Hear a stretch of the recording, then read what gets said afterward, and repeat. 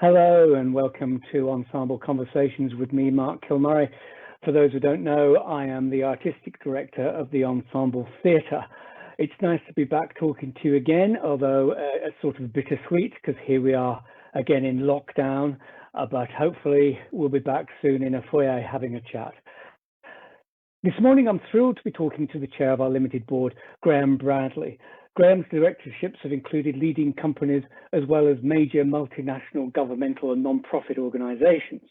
They have spanned a whole huge range of industries across the Australian economy. And I'm thrilled to have Graham here with us this morning to chat further. Hello, morning, Graham. Yeah. How are you? Well, we're all living with lockdown, and it's a very sad scene for the theatre. So my heart goes out to you and all the players. Thank you. Graham, you have a huge, impressive list of business and financial companies in your background. So my first question to you is, I have to ask, is why the interest in the arts? Well, I think I've always been interested in the arts. My mother was a painter, an avid painter, and in younger days I had the pleasure of going to the theatre with her in particular. So I've always had a passion for theatre and the visual arts in general. I'm a keen personal photographer, for example, and I chaired the Australian Centre for Photography for a decade or more some years ago.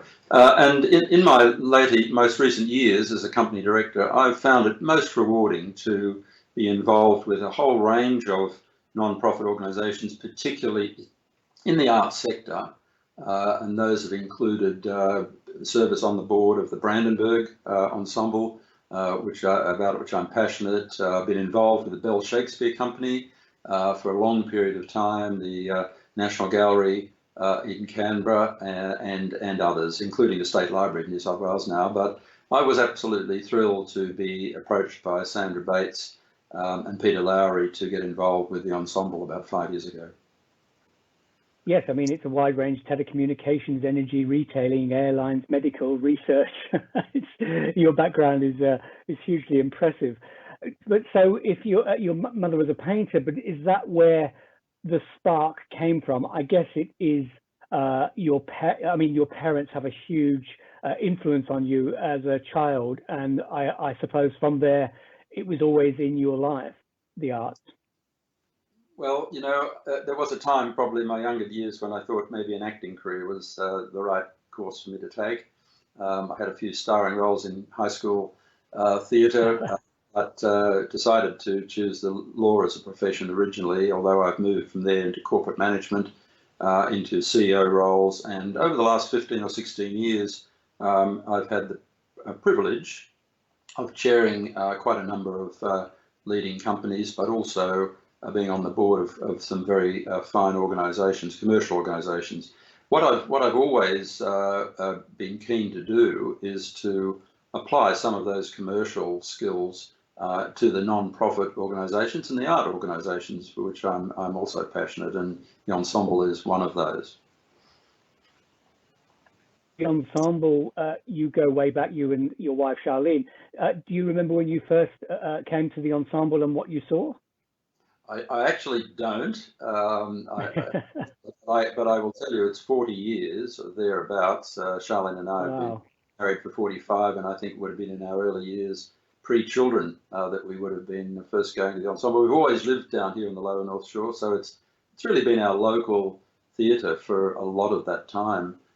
In fact, all of that time, and in most recent years, we've been enjoying it more than ever, I think. Oh, that's great to hear. It's one thing though to go to the theatre, and but your association with theatre and with the art, you actually get behind those organisations, as you say, and you're on our board, and you were on Bell and the Brandenburg. So where did that come from, the idea of, I don't just want to observe, I actually want to participate? Yes, well, I don't think I set out to develop a portfolio of arts boards, Mark, but each one of the arts organisations where I have served on the board, I've been just interested to get a little closer to the action, to see how the organisation works. And one conversation's led to another, and before I've known it, I've been invited to join the board, and in a few cases, such as the Ensemble, to chair the board. And I'm delighted to bring my experience and skills to to organisations like the Ensemble. It's actually a lot of fun for me to recruit and enrol a passionate board of people who are really committed to the long-term success of the organisation, and then to play a role in steering the decisions that need to be made to ensure that success is realised.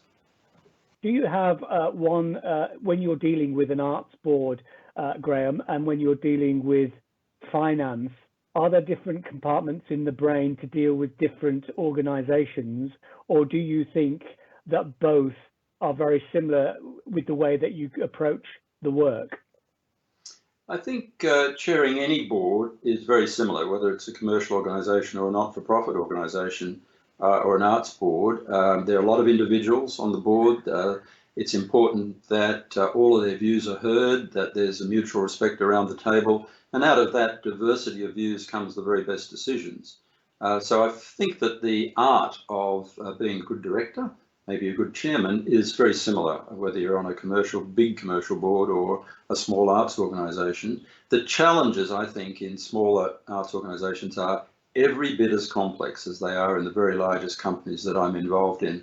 Firstly, you just don't have the resources of people to research things and do things, so boards actually get a bit more hands-on, and I enjoy that, and I know my fellow directors on the Ensemble enjoy being more hands-on than they would be in a larger organisation. So that's a little different. And I think also, of course, the objectives of the organisation are very different. It's about, in the case of the Ensemble, is already producing, high quality, first rate, excellent theatre, engaging audiences, winning audiences, of course, and marketing to them intelligently and skillfully. But it's really about the plays, and it's about the feedback that we all get from good theatre.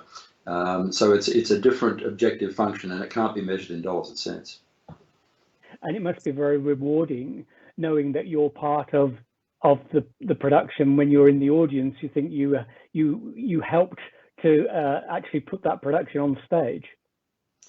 I think we just, all of us on the board, take just great delight in the performances, and knowing that we play a very small background part in what you and all the players do on front of stage, and all those in back of stage, Mark.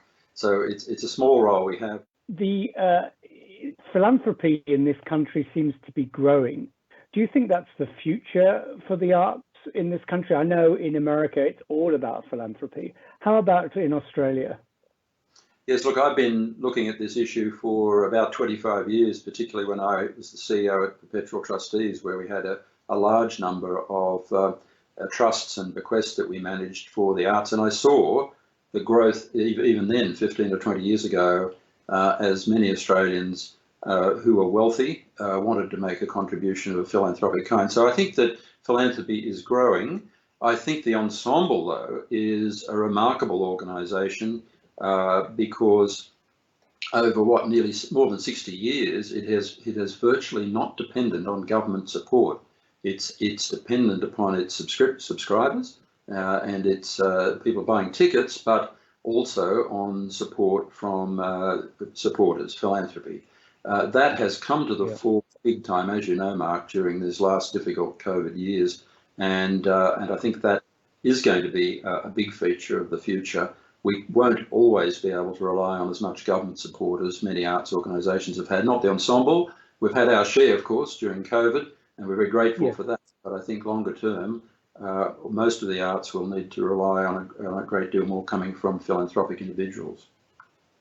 And at times like this, it does remind you how much a part of the community the theatre is, and the support from our subscribers and people like yourselves and the board and philanthropists like the Belknaves Foundation makes it it's a silver lining on a very dark cloud, but it makes you feel that you're part of that community. Absolutely, and I would think we've all been perhaps delighted, slightly surprised, at the depth and reach of that support that we've received from our supporters over the last 18 and 20 months. I think it's been outstanding, and many arts organisations have experienced that too, but I think it has shown a deep well of passion and regard for the ensemble theatre amongst our supporters, and it's been remarkable. I think COVID will change the way things are done, Graham, in the future, not just the arts, but in business too. Yes, in a number of ways. I'm not one of those who believe we won't go back to the office. I think there's a human need for interaction in business as there is in other walks of life, and we'll all be jolly glad to get back to meeting again in the coffee shops and in the offices. So I don't see the death of the office happening, but I do think we'll do a lot more video conferencing. I expect to be on fewer planes than I have in recent years, travelling interstate to board meetings and so on. Many of those can be more efficiently done now as we're doing this interview over the internet. And so I think that will change at the margin, the way things are done. I think more people will work from home, but that's obviously not going to be very practical from the point of view of a theatre. But some organisations will stay home. But look, I think some of those will be. Some people think they're going to be more enduring than I do. I think some of those will be transitory. Yes. I know, Graham, you're a very big fan of the tennis, and you're involved again and on the board. What was the last Open like? Because it was in the middle, it was just coming out of the last COVID, but it was still very much around. How difficult was it to actually present the Open at that time? Look, I think we were lucky to pull off the 2021 Australian Open with audiences, except for the 5-day lockdown that occurred in the middle of the 2-week tournament, which was very, very disruptive.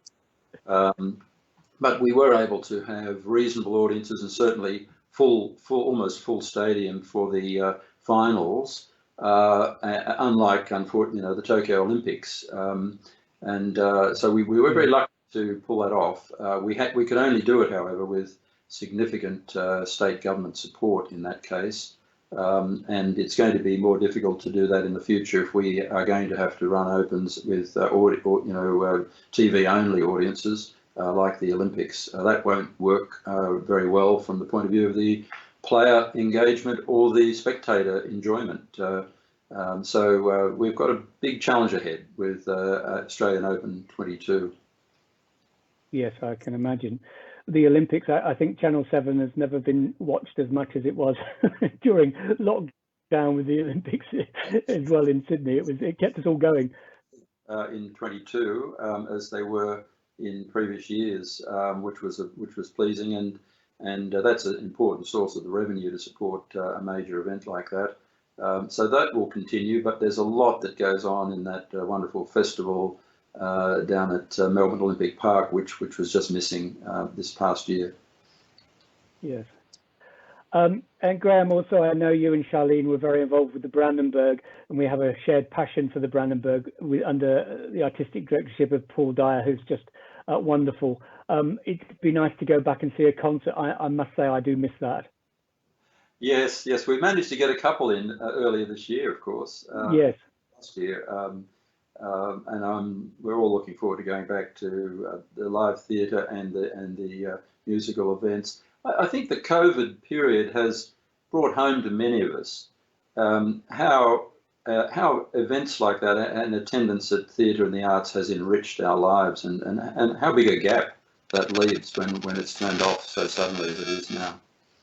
Thank you, Graham, and also to you and Charlene. It's always a pleasure to talk to you. And thank you for your support, both of you, at the Ensemble Theatre. And it's a real pleasure having you on the board.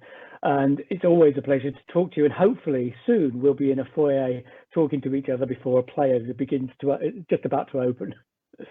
Hear, hear. And thank you to Graham Bradley. Always a pleasure to talk to him. And hopefully, as I say, we'll see him soon in a foyer at the Ensemble Theatre. Thank you for your support and your emails and your contact, your donations. It's wonderful to go through something so terrible, but wonderful to go through it with such support. We will beat this. We'll be back stronger, healthier, and ready to go. So for now, keep safe. See you on Ensemble Conversations next time. At work, it's always tricky during COVID lockdown on Skype, but here we all are, and we'll see you soon.